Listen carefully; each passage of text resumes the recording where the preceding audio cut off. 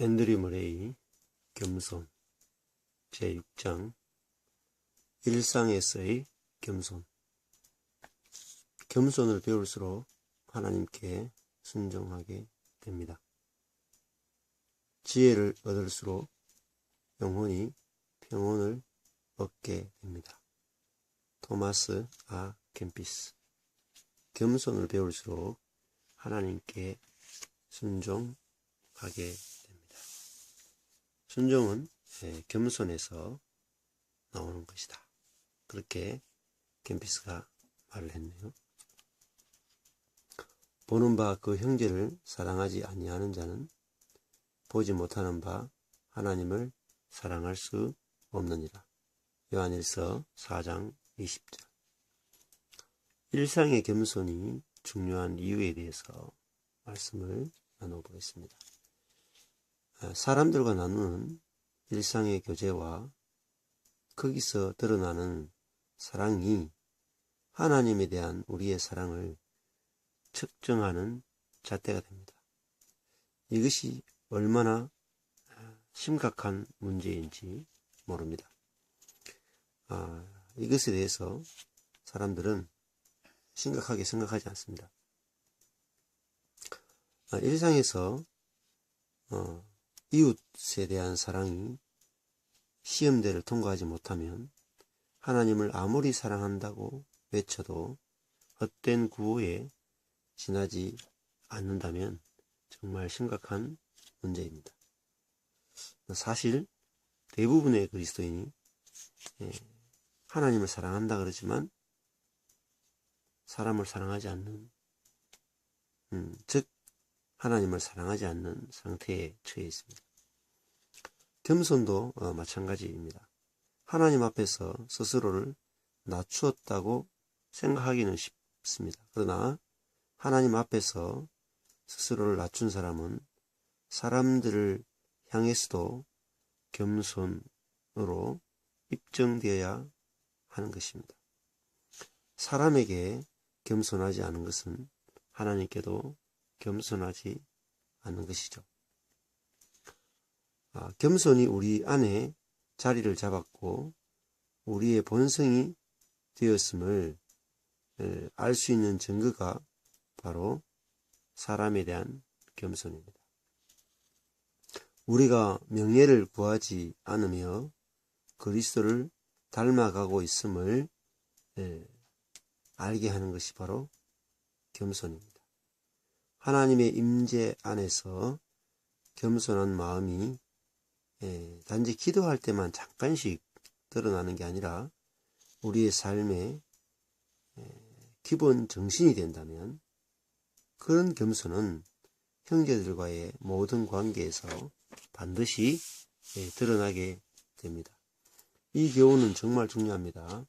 겸손이 진정 자기 것이 되었다면 기도하면서까지 하나님께 보여드리려고 애쓰지 않습니다. 오히려 우리의 일상의 행실에서 자연스럽게 겸손이 드러나게 마련인 것입니다. 우리의 일상이 대수롭지 않게 보일 수도 있지만 사실 일상이야말로 우리의 영혼을 결정할 정도로 중요합니다. 우리가 어떠한 정신으로 살아가는지 대수롭지 않은 일상의 일에 의해서 입증된다고 하기 때문입니다. 그리스도인은 예배생활, 기도생활, 헌금생활, 봉사생활 속에서 그 사람이 하나님을 사랑하는지 증명되는 것이 아니라 일상에서 사람들과의 관계 속에서 그의 신앙이 검증되는 것입니다. 이것이 참으로 중요한 것입니다. 별 의식 없이 무심코 하는 행동에서 우리의 진짜 모습이 나타납니다. 여기 겸손한 사람이 있다고 합시다. 겸손한 사람이란 어떤 사람인지, 그런 사람은 어떻게 행동하는지 알려면 평범한 일상을 따라가 보면 되는 것입니다. 예수님이 바로 이렇게 가르치셨습니다. 제자들이 누가 가장 큰 자인지 놓고 서로 다투었을 때에도 또 바리새인들이 잔치나 회당에서 높은 자리에 앉으려 하는 것을 보셨을 때에도 제자들의 발을 씻기는 본을 보이셨을 때에도 주님이 가르치신 것은 일상에서 나타나는 겸손이었습니다. 사람들 앞에서 겸손하지 않다면 하나님 앞에서 겸손한 것이 무용지물입니다. 바울의 가르침에서도 이것이 잘 나타나고 있습니다. 로마에 있는 성도들에게 그는 이렇게 쓰고 있어. 존경하기를 서로 먼저 하며. 로마서 12장 10절. 높은 데 마음을 두지 말고 도리어 낮은 데 처하며 스스로 지혜 있는 채 하지 말라. 12장 16절. 또한 고린도서에 보면 사랑은 자랑하지 아니하며 교만하지 아니하며 무례히 행치 아니하며 자기의 유익을 구하지 아니하며 성내지 않는다고 말했습니다. 사랑은 자랑하지 않는다. 교만하지 않다. 즉 사랑은 겸손하다는 것입니다. 겸손이 뿌리가 되지 않는다면 사랑도 없는 것이죠. 갈라디아서에도 보면 오직 서로 사랑으로 서로 종노릇하라. 헛된 영광을 구하여 서로 노엽게 하거나 서로 투기하지 말지니라고 권면하고 있습니다. 에베소서에도 하늘에 속한 생활을 3장에 걸쳐서 놀랍게 설명한 후에 모든 겸손과 온유로 하고 오래 참음으로 사랑 가운데서 서로 용납하라. 모든 겸손과 온유로 하고 이렇게 말했습니다. 또 범사에 우리 주 예수 그리스도의 이름으로 항상 아버지 하나님께 감사하노니 그리스도를 경외함으로 피차 복종하라. 피차 겸손하라. 그렇게 말하고 있습니다. 또 아무 일이든지 다툼이나 허영으로 하지 말고 오직 겸손한 마음으로 각각 자기보다 남을 낮게 여기고 이렇게 말했죠. 너희 안에 이 마음을 품으라. 곧 그리스도 예수의 마음이니 오직 자기를 비워 종의 형체를 가지사 사람들과 같이 되셨고 사람의 모양으로 나타나사 자기를 낮추시고 죽기까지 복종하셨으니 곧 십자가의 죽으심이라고 했습니다. 골로새서에서도 이렇게 말하죠. 너희는 하나님이 택하사 거룩하고 사랑받는 자처럼 긍휼과 자비와 겸손과 온유와 오래 참음을 옷 입고 누가 누구에게 불만이 있거든 서로 용납하여 피차 용서하되 주께서 너희를 용서하신 것 같이 너희도 그리하고 라고 말합니다. 여기 보면 겸손을 옷 입고 온유를 옷 입고 오래 참음을 옷 입으라 이렇게 말하고 있죠. 평소 생활에서 특별히 다른 사람들과 관계에서 우리가 지닌 생각의 겸비함과 마음의 겸손이 드러나야 합니다. 예수님의 겸손을 이웃에게 보여주지 못하면 우리가 하나님 앞에 겸손하다 해도 아무 소용이 없습니다. 이 말씀들에 비추어 일상에서 겸손을 우리가 배워야 하겠습니다. 일상에서의 겸손 아주 중요한 덕목입니다. 그리스도인으로 살면서 보다 고상한 체험을 하려고 애쓰다 보면 겉으로 드러나는 덕목들에만 관심을 기울일 위험에 빠지게 됩니다. 예를 들어 대범함, 즐거움, 세상에 대한 초연함, 열심, 자기희생 같은 것들인데 이는 스토아 학파에서도 가르치고 실천했던 것들입니다. 그런 반면 보다 내면적이고 숭고한 체험, 보다 하늘에 속한 은혜들에 대해서는 좀 채 생각하거나 가치를 두지 않게 됩니다. 이런 것들은 주님의 십자가뿐 아니라 우리의 자아의 죽음과 보다 분명히 연결되어 있을 뿐 아니라 예수님께서 이 땅에 계시면서 가장 먼저 가르치셨던 것들입니다. 곧 심령의 가난함, 온유함, 겸손, 낮아짐과 같은 것들입니다. 그러므로 우리는 긍휼, 자비, 겸손, 온유, 오래 참음의 마음을 옷 입도록 합시다. 우리가 그리스도를 닮아간다는 사실을 이런 자를 향한 열심에서만 아니라 형제와의 관계에서도 보여져야 합니다. 주께서 우리를 용서하셨듯이 우리가 형제자매를 용서하고 오래 참음으로 말합니다.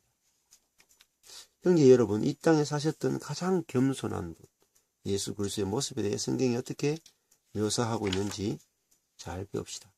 우리 안에 성경이 묘사하는 그런 모습이 있는지 형제들에게 그리고 세상에 물어봅시다. 성경이 말하는 내용들을 하나님께서 우리 안에 역사하여 성취할 것이라는 약속으로 받아들입시다. 예수님의 영이 우리 안에 허락하실 것에 대한 계시로 받아들입시다. 우리의 실패와 부족함을 볼 때마다 온유하고 겸비하신 하나님의 어린 양께 겸손하고 온유하게 돌아가도록 합시다. 온유하고 겸비하신 어린 양께 겸손하고 온유하게 돌아갑시다. 주님이 우리 마음속에 좌정하시는 한 그분의 겸손과 온유가 우리 안으로 흐르는 생명수가 되어 넘쳐날 것을 확신합시다. 이것에 대해 조지 폭스는 다음과 같은 고백을 했습니다. 나는 예수님을 알았고 그분은 내 영혼에 아주 소중한 분이 되셨습니다. 그렇지만 내 안에는 친절하고 자상하며 오래 참을 줄 아는 미덕이 자라지 못하도록 방해하는 무언가가 있었습니다. 그것을 어떻게든 없애려 했으나 소용이 없었습니다.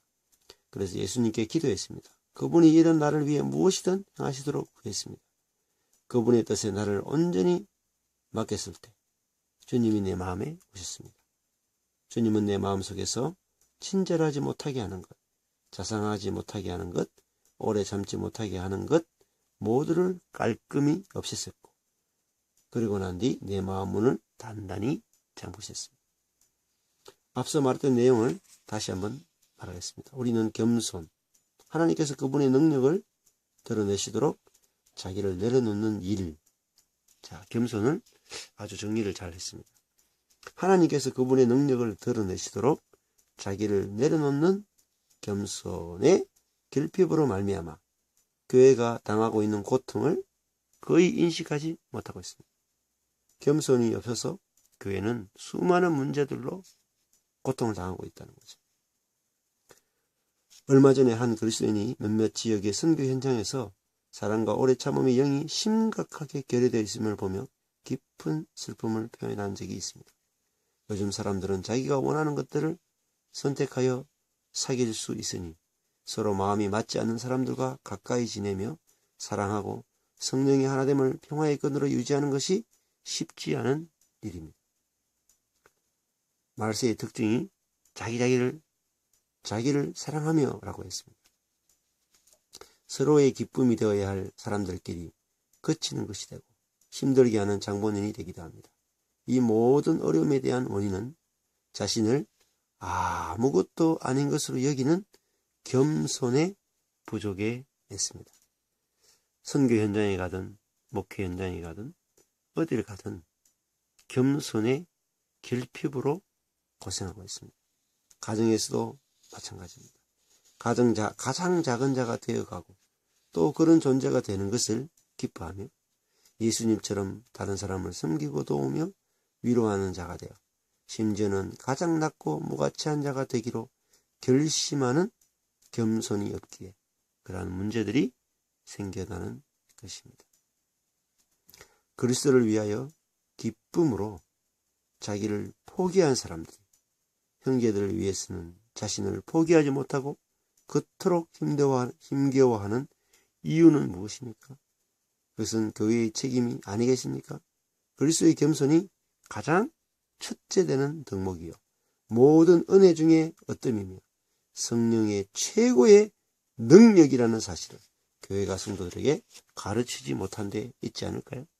교회는 그리스도를 닮은 겸손이 무엇인지 가르치지 못했을 뿐 아니라 교회가 겸손을 최상으로 여기고 우선적으로 가르친다는 것을 입증하지 못했습니다.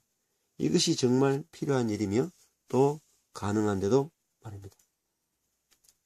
그렇지만 낙심할 필요는 없습니다. 이 은혜가 부족하다는 것을 발견했으니 하나님께 더욱 큰 기대를 걸어야 하겠습니다.